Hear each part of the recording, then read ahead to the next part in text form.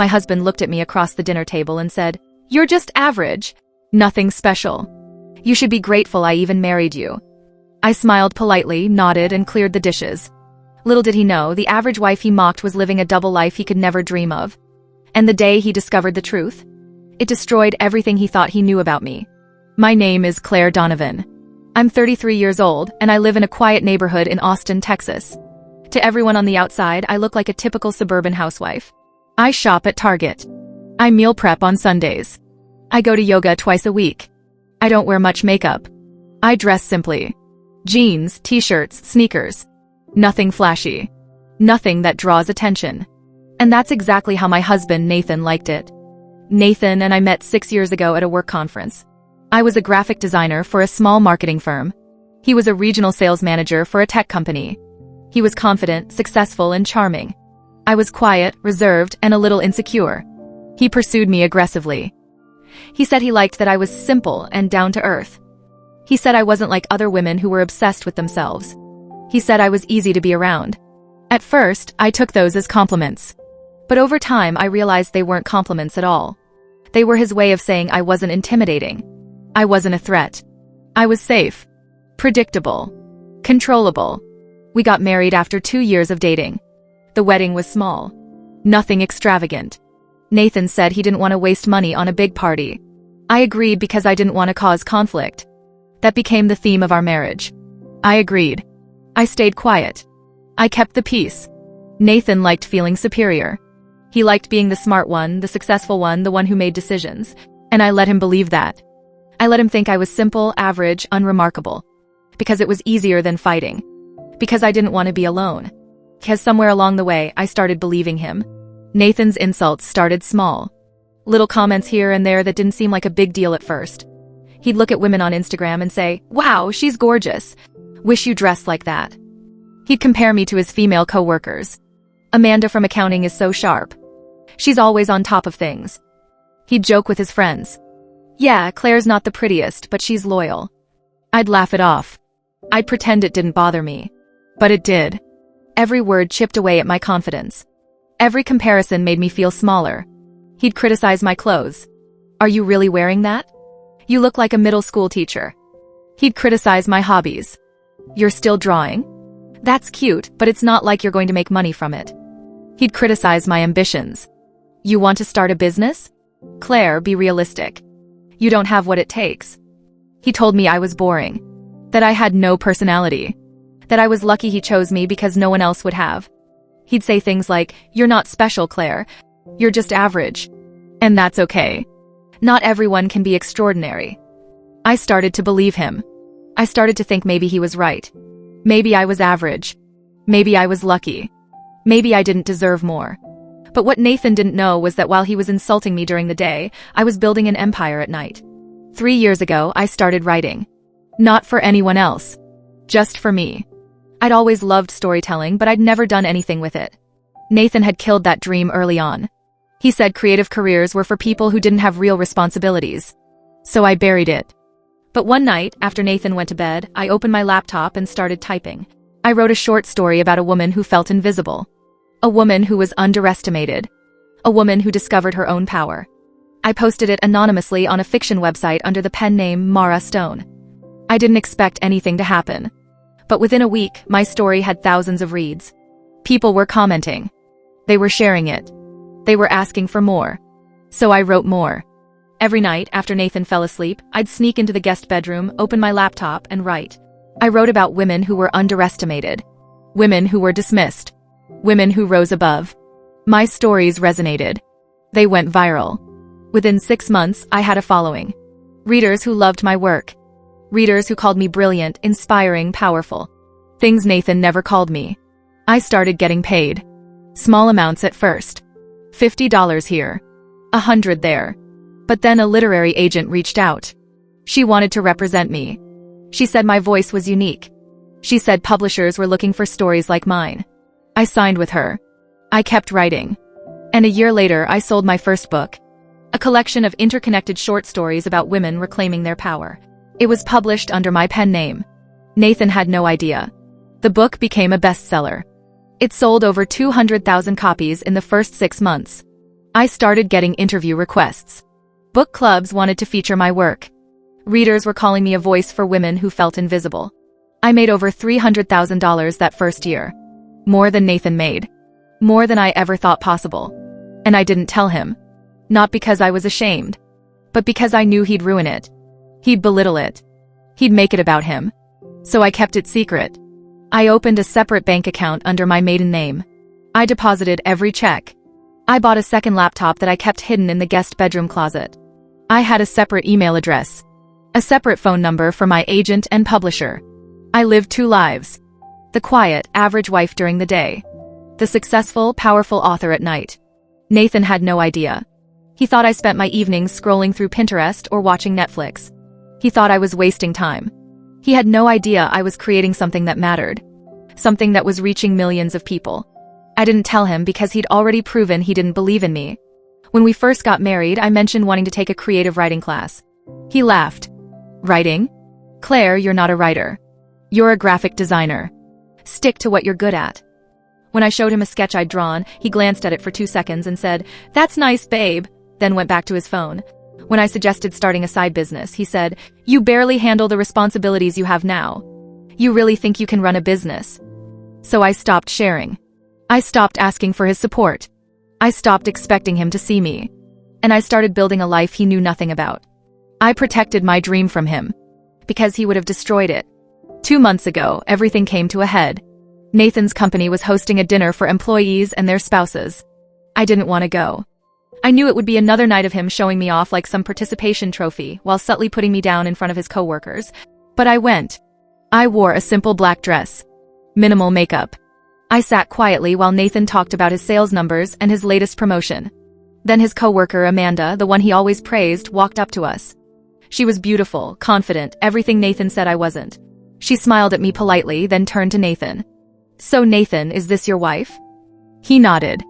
"Yeah, this is Claire." Amanda extended her hand. "Nice to meet you. Nathan talks about you all the time."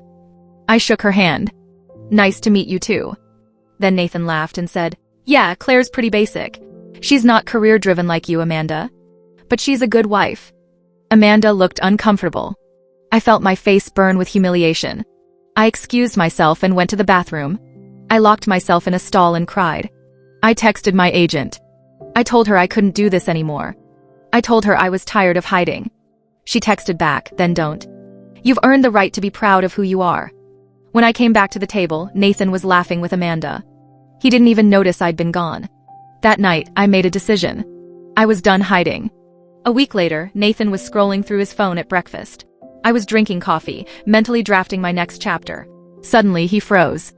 "Claire, what is this?" I looked up. "What is what?" He turned his phone toward me. It was an article from a literary magazine. The headline read, "Mara Stone, the best-selling author giving voice to invisible women." Below the headline was a photo of me. My face. My real face. The article revealed my true identity.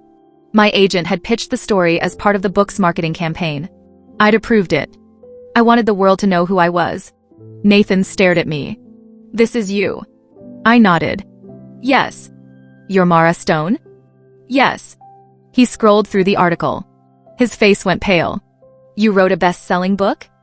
"I wrote 3, actually. The third one comes out next month." "3 books? When? How?"